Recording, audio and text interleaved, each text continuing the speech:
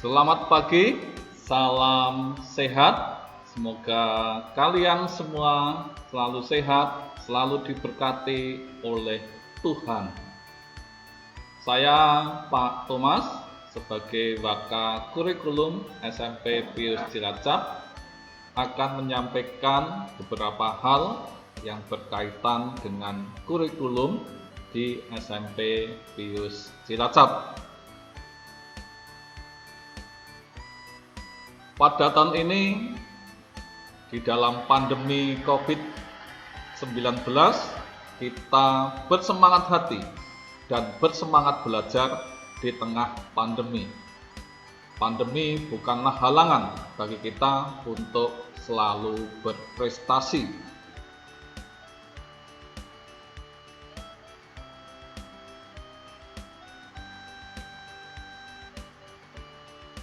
Dalam dunia pendidikan saat ini, kita mengalami banyak tekanan.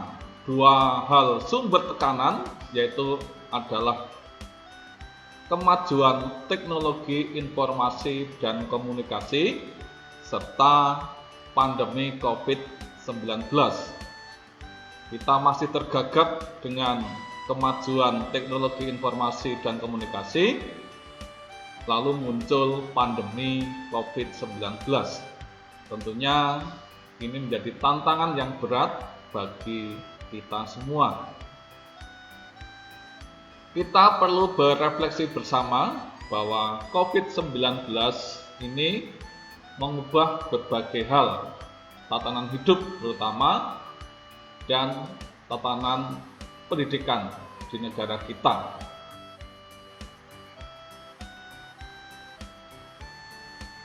Yang pertama bahwa COVID-19 ini menyadarkan pada kita bahwa kita sebagai pribadi manusia yang sama dan saling membutuhkan. COVID-19 itu ada dan COVID-19 menyerang siapa saja. Tidak ada diskriminasi, suku, agama, ras, dan sebagainya. Maka semangat dan nilai kerjasama dan gotong royong perlu kita tekankan agar kita lebih berprestasi. Yang kedua, bahwa pendidikan perlu terbuka pada kemungkinan-kemungkinan lain yang ada. Kita selama ini belajar secara online, lalu 1-2 kali ada yang tatap muka, lalu kita menggunakan berbagai macam hal yang berkaitan dengan internet. Yang ketiga, kita sadar bahwa pendidikan karakter tidak selalu mudah untuk diajarkan secara online. Setiap kali tatap muka di sekolah, itu selalu diajarkan bagaimana bersopan santun, bagaimana bergaul, bagaimana empati, tapi ketika di rumah ini kesulitan sekali karena Bapak Ibu guru dan siswa itu tidak bertemu muka. Karena pendidikan karakter akan lebih mudah diajarkan ketika bisa bertatap muka. Yang keempat, tentunya ini sudah dialami oleh kalian bahwa guru bukanlah satu-satunya pendidik yang dapat membantu siswa. Ketika kalian belajar di rumah, kalian akan dibantu oleh orang tuamu yang luar biasa, sebagai guru yang luar biasa di rumah. Guru yang utama dan guru yang pertama untuk kalian. Orang tua adalah guru yang pertama dan utama. Kelima, tidak selalu mudah belajar atau mempelajari materi pembelajaran secara online. Karena kita akan kesulitan, apalagi kita punya gaya belajar yang berbeda-beda. Tentunya andai kata bisa tatap muka, nanti kalau memungkinkan, kita akan lebih mudah belajar. Karena Bapak Ibu guru bisa mengetahui kelemahanmu untuk menangkap materi pembelajaran. beda secara online. Bapak Ibu guru akan kesulitan juga, apalagi kalian. Untuk itu, karena ada perkembangan teknologi informasi yang luar biasa, maka sekarang ini berkembang yang namanya adalah pendidikan cerdas. Mengapa pendidikan cerdas? Karena pondasi dasarnya menggunakan perangkat pintar dan teknologi cerdas, di mana teknologi informasi dapat diterapkan dan digunakan dalam membantu belajar siswa. Yang penting adalah ketika kalian belajar itu dapat mengakses konten pembelajaran, dapat melakukan penyelidikan komunikasi dan kolaborasi atau kerjasama, lalu mengkonstruksikan pengetahuan, mengekspresikan gagasan, dan melakukan evaluasi. Jadi, smartphone, perangkat pintar, internet, itu harus digunakan sebaik-baiknya untuk mengembangkan dirimu semakin cerdas. Jangan sampai HP, smartphone, dan terusnya itu hanya digunakan paling banyak untuk game. Kalau kalian membuat game itu lebih baik, tapi kalau hanya kalian main game saja, itu namanya kalian menjadi budak, bukan rajanya teknologi. Tentunya kalian akan semakin cerdas ketika kalian menjadi rajanya teknologi. Bagaimana belajar sukses di masa pandemi? Ini sebuah pertanyaan. Bagaimana kita akan mendalami, menyesuaikan belajar kita di masa pandemi COVID-19. Yang pertama, kurikulum. SMP Pius Cilacap menggunakan kurikulum pandemi. Itu berdasarkan keputusan bersama Menteri Pendidikan dan Kebudayaan, Menteri Agama, Menteri Kesehatan, dan Menteri Dalam Negeri. Di situ sudah ada panduannya bagaimana melaksanakan kurikulum pandemi. Tentunya materinya ada yang dikurangi, lalu ada yang ditambah untuk bagaimana kalian menyelesaikan dengan pandemi 19. Karena tujuan dasarnya adalah siswa tidak terbebani oleh kurikulum, tetap mengikuti pelajaran walaupun tidak mengikuti kurikulum sampai 100%. Karena ada beberapa pengurangan materi. Dengan adanya kurikulum pandemi, anak bisa belajar, siswa bisa belajar, orang tua bisa membantu, dan imun selalu terjaga. Itu maksudnya dengan kurikulum pandemi. Yang kedua, di SMP Pius Cilacap, mata pelajarannya terdiri dari 12 mata pelajaran. Yang pertama adalah pendidikan agama dengan 3 jam per minggu, PPKN 3 jam per minggu, bahasa Indonesia 6 jam per minggu, matematika 5 jam per minggu, IPA 5 jam per minggu, IPS 4 jam per minggu, bahasa Inggris 4 jam per minggu, seni budaya 3 jam per minggu, penjas orkes 3 jam per minggu, bahasa Jawa 2 jam per minggu, prakarya 2 jam per minggu, lalu bimbingan konseling dan spiritualitas hati, ini bergantian itu hanya 1 jam per minggu. Tapi antara BK dan spiritualitas hati hanya bertemu selama setiap 2 minggu sekali. Pengembangan diri yang diadakan di SMP BIUS itu adalah bimbingan konseling.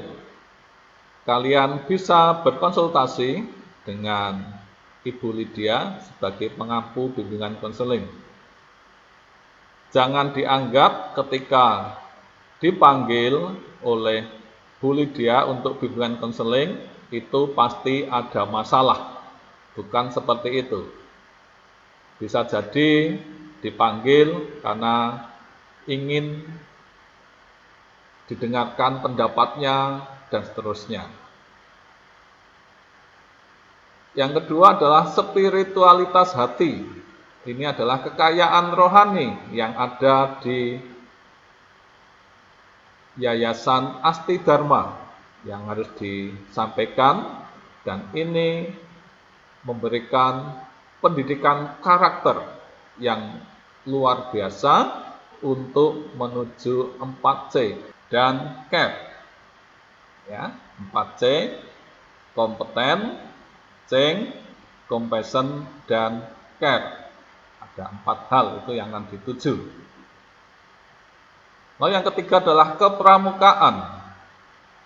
Ini adalah pengembangan diri yang wajib yang dilakukan di SMP BIUS Cilacap dan di sekolah-sekolah lain, akan dilaksanakan pada semester ganjil maupun pada semester genap. Lalu pengembangan diri lainnya adalah kegiatan-kegiatan sekolah. Sebelum pandemi banyak kegiatan sekolah yang bisa diikuti dan itu mencerminkan pendidikan karakter yang dikembangkan di SMP BIUS Cilacap.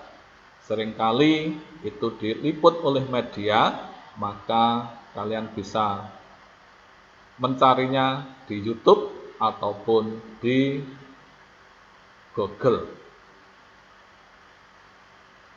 Bimbingan konseling dan spiritualitas hati bergantian setiap minggu. Kepramukaan selama 1 tahun ajaran. Setiap siswa wajib mengikuti kegiatan pramuka sebagai syarat untuk kenaikan kelas, karena ini memang wajib diikuti, maka untuk syarat untuk kenaikan kelas. Penilaian yang dilihat pertama adalah keaktifan dalam Google Classroom. Nanti pembelajaran menggunakan Google Classroom dan keaktifan kalian, keterlambatan dan terusnya itu pastinya akan berpengaruh pada penilaian. Penilaian ada 3 hal. Penilaian aspek pengetahuan, nanti ada tugas-tugas, ada tes tertulis, tes lisan, PTS, dan PAS. Ditambah nanti ada PAT. Lalu ada penilaian aspek keterampilan, ada penilaian kinerja, proyek, dan portofolio. Lalu ada penilaian aspek sikap pada spiritualitas dan sosial. Khusus untuk aspek spiritual, itu bagaimana kita menghargai dan menghayati ajaran agama. Berdoa sebelum dan sudah melakukan sesuatu, bersyukur atas nikmat Tuhan, atau bersyukur ketika berhasil mengerjakan sesuatu. Pada aspek sosial, itu ada kejujuran, tidak menyontek, tidak plagiat, ada kedisiplinan, absen tepat waktu, mengerjakan tuntutan tugas tepat waktu, mengikuti kaidah berbahasa tulis yang baik dan benar, baik dalam mengumpulkan tugas ataupun berkomunikasi dengan Bapak Ibu guru atau orang lain. Ada tanggung jawab, melaksanakan tugas dengan baik, menepati janji. Ada toleransi, menghargai teman yang berbeda pendapat, berbeda agama, dan terusnya, terbuka, dan bersedia untuk menerima sesuatu yang baru. Santun, tidak berkata-kata yang kotor, kasar, dan takabur, lalu mengucapkan terima kasih setelah menerima bantuan orang lain, atau mengucapkan minta tolong ketika minta bantuan ke orang lain. Ada percaya diri, berpendapat atau melakukan kegiatan tanpa ragu-ragu, mampu membuat keputusan yang cepat, berani berpendapat, bertanya, dan menjawab pertanyaan. Nilai sikap harus mencapai minimal baik. Cara pembelajaran, kita masih menggunakan daring atau PJJ, pembelajaran jarak jauh. Bisa juga kita kombinasi daring atau luring. Bagi siswa yang bermasalah pada Google Classroom, jarang atau tidak tepat mengumpulkan tugas-tugas di Google Classroom, atau mungkin karena perangkat akses pembelajarannya tidak ada, HP-nya rusak, dan seterusnya. Yang ketiga, untuk PTM atau tatap muka, ini bila mendapat izin dari bupati, biarpun mendapat izin, tapi kalau kita juga melihat situasi yang ada di sekitar sekolah, apakah memungkinkan atau tidak untuk tatap muka. Yang kenal Google Classroom, setiap pembelajaran menggunakan Google Classroom. Siswa harus menggunakan nama yang jelas, untuk absensi, foto diri yang jelas, dan tidak lupa password. Karena Bapak Ibu guru tidak punya anak-anak yang kartun, maka foto dirinya tidak ada yang foto kartun atau foto yang lain. Kegiatan atau tugas dalam Google Classroom wajib dikerjakan sebaik mungkin, karena ini berhubungan dengan penilaian. Seringkali tugas-tugas itu akan menjadi beban. Agar tidak menjadi beban, maka pastikan selalu menyelesaikan tugas dan mengumpulkan tugas tepat waktu. Yang kedua, jangan menunda menyelesaikan tugas karena akan berpengaruh pada penilaian. Untuk absensi, setiap pagi pukul 7 sampai jam 7.30. Ingat, PJJ itu artinya adalah kalian sekolah, hanya tempatnya di rumah. Ingat ya, kalian sekolah, hanya tempatnya di rumah. Itu PJJ. Jadi harus mengikuti kegiatan hal-hal yang diatur oleh sekolah. Untuk absensi menggunakan aplikasi attendance by Talenta. Itu gunanya sebagai tanda masuk sekolah atau mengikuti pembelajaran pada hari itu. Jadi tiap hari absen.